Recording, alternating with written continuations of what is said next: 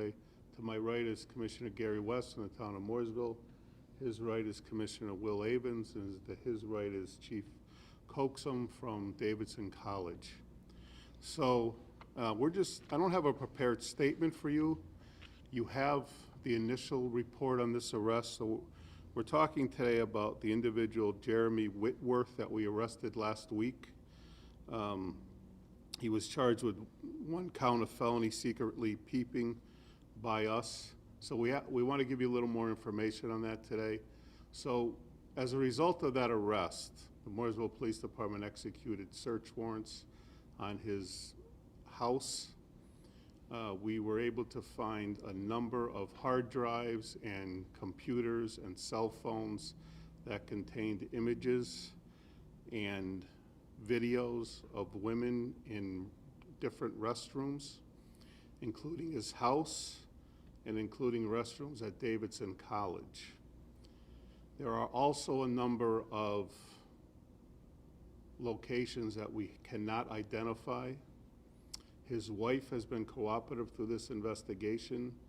She has indicated to us there were some of these videos that she is familiar with in the areas that we're in, but there are many areas that she is not familiar with. So we're asking the public's help today. I can tell you that we have literally dozens and dozens of videos that go back past 15 years.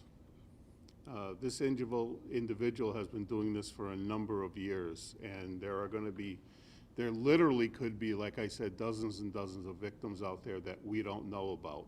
So that's why we want to get his picture out. We appreciate your help on this. We have his name. This person he's an electrician. He may have done work on the side for people. They may or may not know, because of the length of time that we're talking about, they may or may not recognize his name, but they'll certainly recognize his picture. From our standpoint, if they have information, we're asking that they reach out to Sergeant Crow. The number he can be reached at is 704-658-9021. So that's a brief overview of why we're here today. So I'll take any other questions that you have.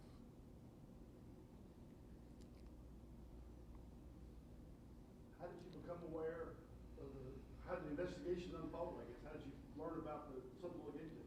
Yeah, so we were contacted by an individual that had knowledge of this, or thought she did. And so we went to his house, and like I said, his wife was cooperative in this investigation. He was away on a hunting trip, actually, in Buffalo, New York, when this first came up.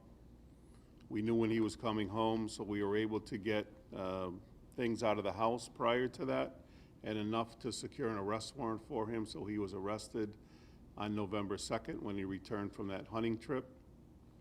As a result of that arrest, we seized other communication devices from him, including cameras, laptops, 2 cell phones, I believe.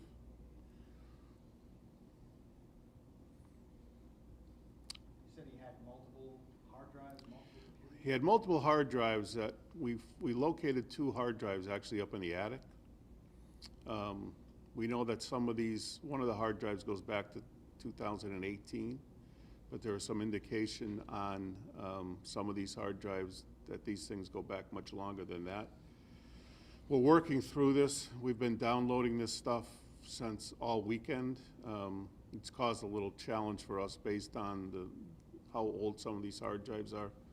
They're a little clunky to get the information off. So we're trying to do what we can as far as identifying the metadata on there and where these videos and photos may have come from. On the time frames, we're cross-referencing these time frames with photos that we have also. Additionally to that, I want to mention we also there are a number of videos on here that we know were from Walmart, Chick-fil-A, Target, where he's walking around with his cell phone, taking pictures and videos of women's feet and legs.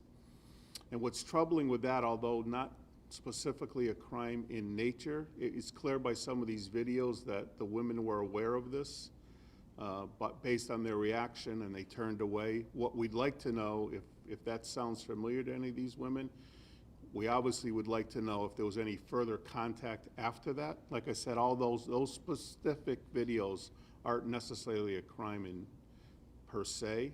They're obviously concerning, and we would, if any of those women remember those events, we'd like them to call, because we'd like to have those discussions with them on if there was anything that happened after that. If they were approached by him, if he said anything, it could make a big difference in what we're talking about here. Chief, would this be specifically in Mooresville Walmart, or could it be a Walmart in Nebraska?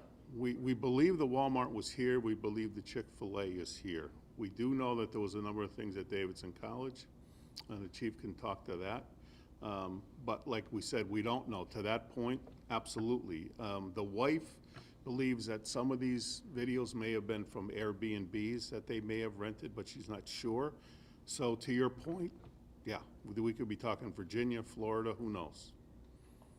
So the crimes, like some of them would not be crimes, right? I mean, I guess like you just Right, the said. secretly recording stuff is the only crimes right now. The other stuff would maybe be an indication. However, we don't know if there was further discussions with these women. Did he approach them outside? It's clear by some of these videos that they knew what he was doing, and then they walked away from him. Were there further conversations? Did he approach them? That could change the whole dynamic. So those are the things we want to know. One last question, as far as Davidson College, I know that the president, Hicks, had sent out a campus message, and in that message, he said that there were campus workers that were scouring the campus for sites that there may be hidden cameras. So I'll let the chief speak to that. Chief? Sorry, ask your question again, sir. President Hicks's message to the Davidson community, I think it was in an email message or a campus alert. He mentioned that the campus college workers were out scouring parts of the campus or areas where they thought there could be or might be opportunity to have a hidden camera by this guy. Correct. But nothing surfaced as of, I think, last weekend. But I mean, have you found anything? We can confirm that the search has begun and it is continuing. We will not confirm nor deny whether we found anything at this time.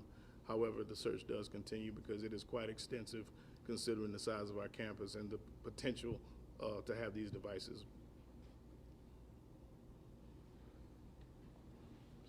So to that point a little bit, what I can tell you is what we know from what we've seen is that, and again, it goes to why we wanted to put this out here. The films that we have, that we know happened in Mooresville, well, one was in his house, but the ones that we have, we know that they were put up and taken down fairly quickly. So that's what we're asking about. As most of these, as you can see his picture over here, he's an electrician by trade. And electricians do a lot of side work. So we don't think it would be unusual or out of the ordinary for him to have maybe worked on somebody's house, put a device in there, said that he needed to come back the next day for something he didn't have that day and come back the next day. That's absolutely possible as far as we're concerned. So we believe the devices came and they left fairly quickly with him. I think Davidson, as the chief said, is doing their due diligence to find out if there's anything left around there. But the ones that we have, we know that he was pretty quick in putting them, setting them up, except for the one in his house, and then taking them down. We just don't know to what extent that is. Again, that's why I want to reiterate the fact that it's important that people take a look at this picture, and they may have to go back years with this guy. If he ever came and did work at your house, you're going to want to call us with the number we gave you, talk to Sergeant Crow, talk to the investigators that were doing this. We're going to want to come in, show you some areas that we are trying to identify, and see if you can identify that stuff for us.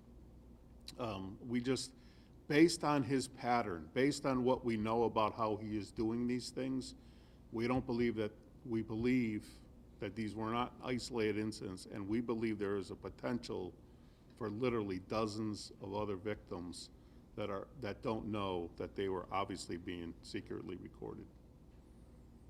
What's the status of Whitworth right now? So he was arrested on a felony. He was bailed out He was put on a $10,000 bond. He was bailed out.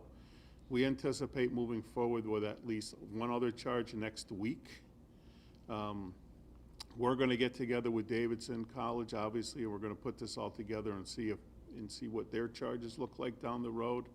And then, to your point, I think you're at, where do we go from here? And so then it'll be a discussion with the DAs in both Iredell and Mecklenburg County and see what they want to do with that. It's going to be up to them how they want to handle it. Do they want to split these cases and take them individually? Do they want to hire a special prosecutor, handle them all together? We're going to have those discussions with them down the road. We're just not at that point yet because, like I said, the potential for so many victims, we don't know how wide this spread this is going to go, and we don't know how long this is going to play out. So obviously that's going to factor in. If we have more victims coming forward, especially if they're in multiple jurisdictions, that's going to be a whole nother layer to this. So. You said his wife was cooperating. Yes. I'm stumbling over my words. So she had no suspicion or knowledge or anything? Yeah, I don't, you know what, I didn't talk to the wife. I don't know what she knew, but I can tell you that she's been cooperative. I don't want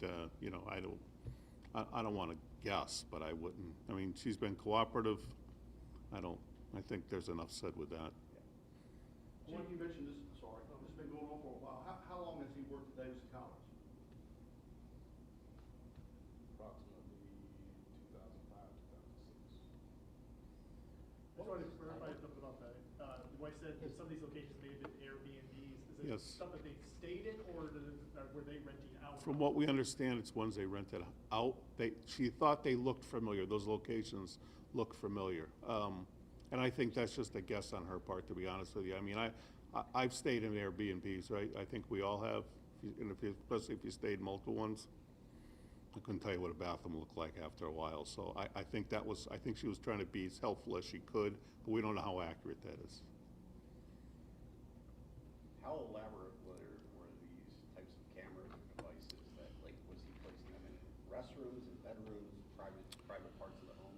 So the ones that we have, the films that we have, they were secreted lower in the bathroom. He did have some, I mean, he's got a lot of electronic equipment. He's got some pinhole cameras and things like that. But like I said, a lot of this too was done with him just walking around with his cell phone in the stores and stuff. Really, troubling behavior, to say the least. Again, I don't want to keep repeating myself, but we don't know what happened after these encounters with women, and it's troubling. So that's why, again, we appreciate you coming out because this is important, and we could, we could be having another one of these in a couple of weeks. This has the potential of going very, very wide, in our opinion, from what we've seen. You would say, obviously, his job as an electrician, he used this to his advantage. Yeah, I mean, I would think that it gets you into areas, right? Would be, yeah, absolutely. Prior to the arrest, would you say that there were ever any complaints issued in regards to maybe his behavior or somebody caught him in the act? We never received any complaint. If you're talking about like the specific things I mentioned about when we checked our files and everything, but they didn't have a name either at the time. So we didn't see anything that would indicate it was probably him or somebody that we could go back to. The chief can speak to whatever they had or did not have at Davidson College. I'm not sure. We never had any reason to look at him for anything. So from what I understand, I'm a pretty model employee. Chief, what was his job at Davidson? He was an electrician.